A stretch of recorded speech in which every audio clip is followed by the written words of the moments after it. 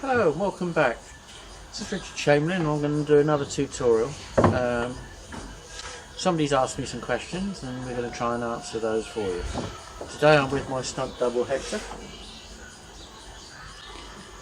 We'll see a bit more of him later and we'll do in the background. I'm going to talk to you about conformation. Now immediately people think, horse, I'm going to talk about the conformation of the horse. But no, I'm going to talk about our conformation and how it affects our riding.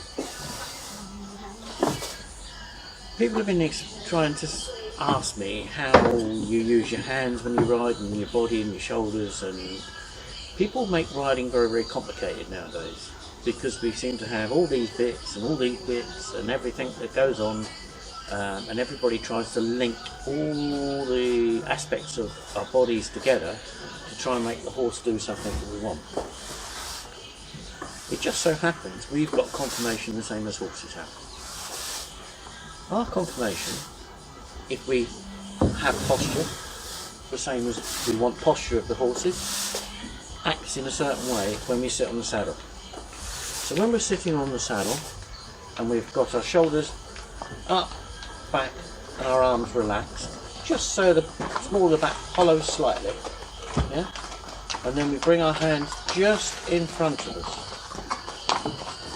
Notice where my hands are, they're just in front of me.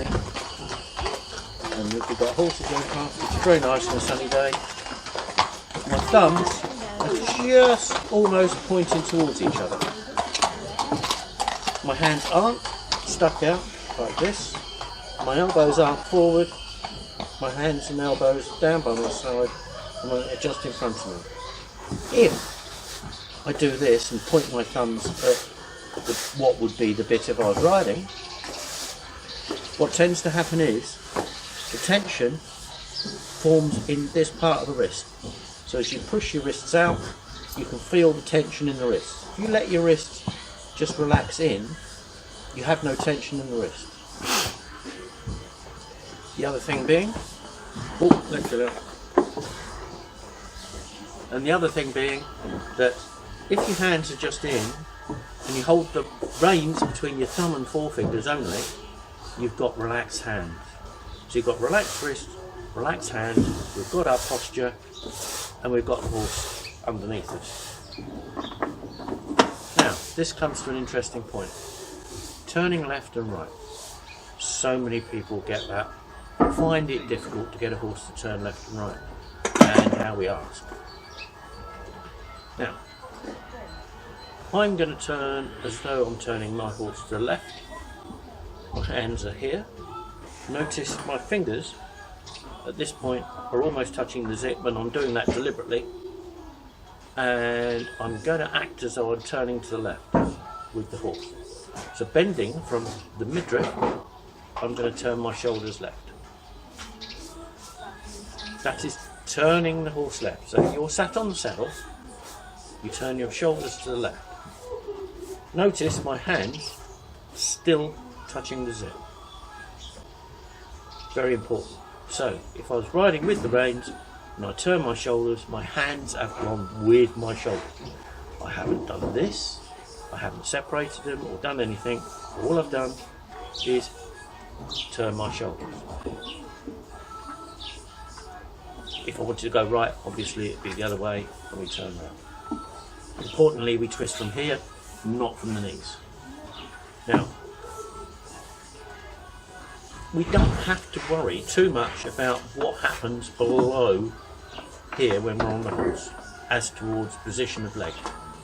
We don't have to think about it. All we have to do is action our shoulders.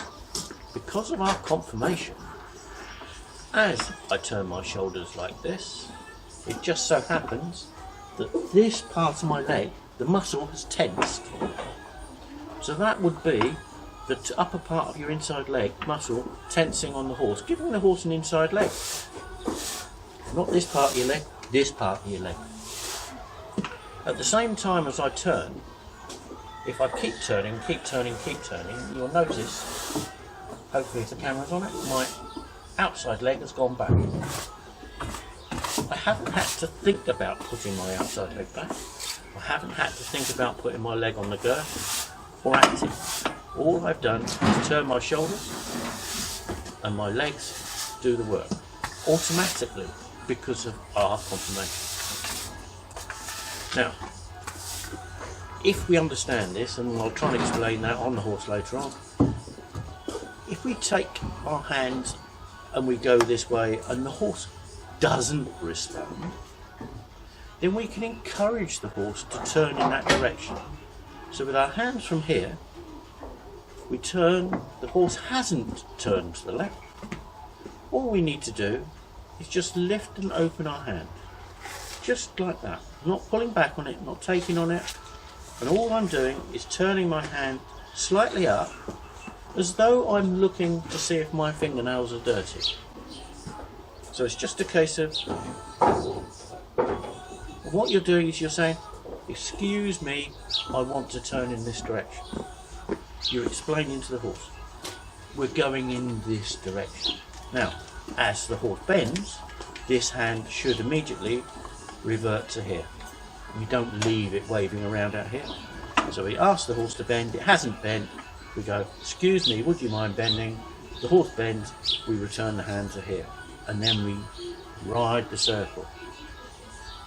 Now I hope that all makes sense, and we'll try and demonstrate it a little bit more on Hector later on. Speak soon.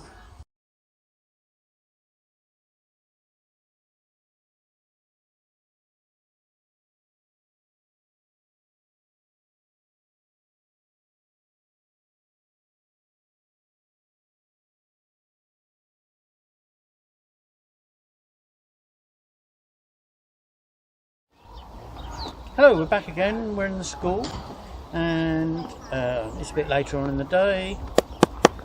We're on trusty Hector. Now Hector is a green horse.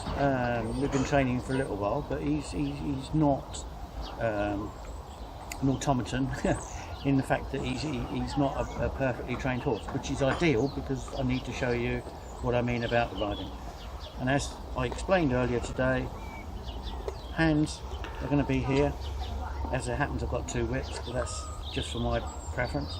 And when I turn, I'm going to be turning to the left and taking my hands with me, and taking Hector to the left, and I'm going to be turning right and showing you what happens.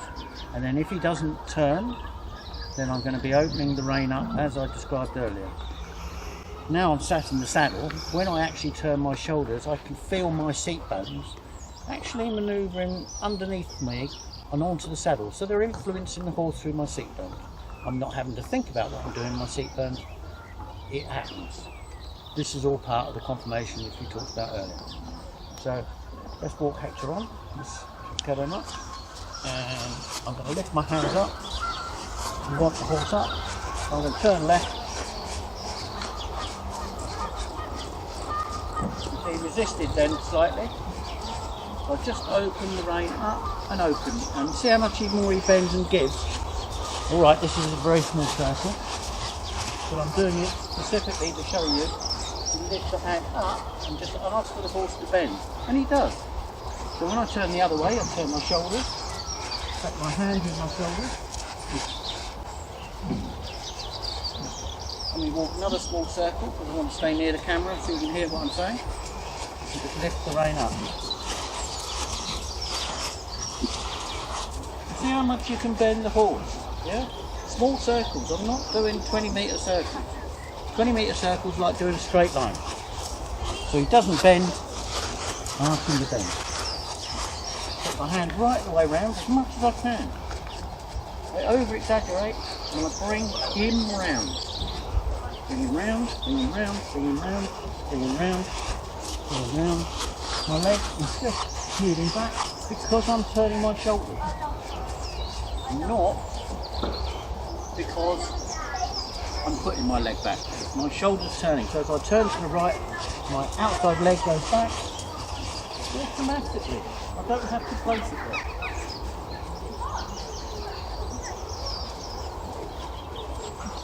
Coming to a halt. And we halt. Right. I hope that explains and shows you what we do with the hands and the upper body. So the hands, as I've explained, have got to be rid of them for a second. So hands are here, thumbs nicely coming towards each other. The wrist is relaxed. Yeah. The reins, when I pick them up, I hold them between my thumb and forefinger. So it's thumb and forefinger. Lift your head up, Hector. That's it. See? So lift your head up. I lift my hands up here. Long rein. I'm not pulling on the rein. I'm not taking on his mouth. All I'm doing is encouraging the horse. So I want you to lift your head up, Hector. Head up, head up, head up, head up, head up, head up. He's lifted his head up. Well, all I've done is this. Look, dangly reins, thumb and forefinger. Yeah, nice and light. There are different rein holds when you use double reins. I'm not going into those directly at the moment, but maybe we'll do a tutorial on 2 pairs of reins later on, the different rein holds to go with that. I hope you enjoy. It's good of Hector to lend us his thoughts as well. He's impressed. Look. Look to camera. So, see? Open the rein. Look to camera. The horse bends. Time to sum up, I think.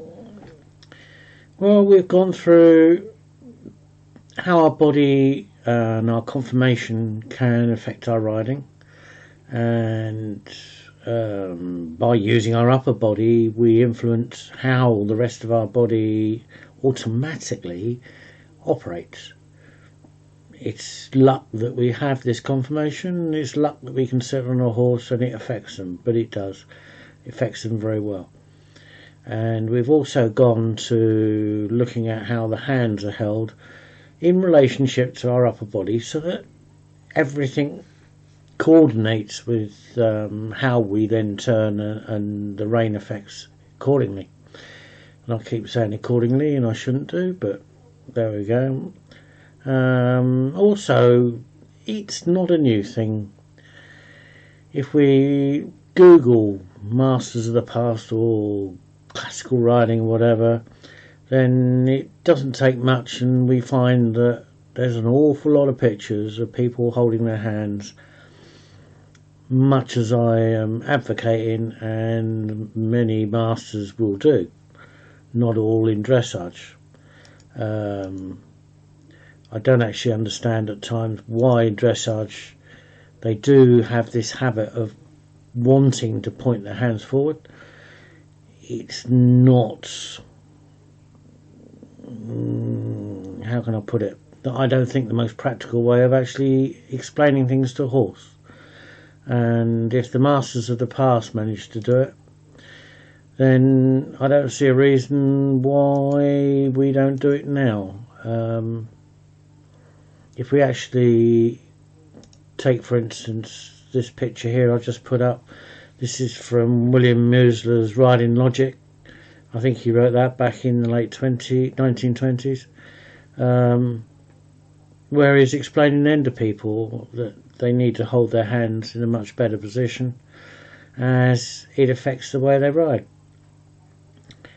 Anyway, I hope you enjoyed the video. I've enjoyed making it. If it explains some things, that's excellent. If it makes you question certain things, I think that's even better. We'll make another one soon, and I'll probably enjoy doing that as well. Speak soon. Bye.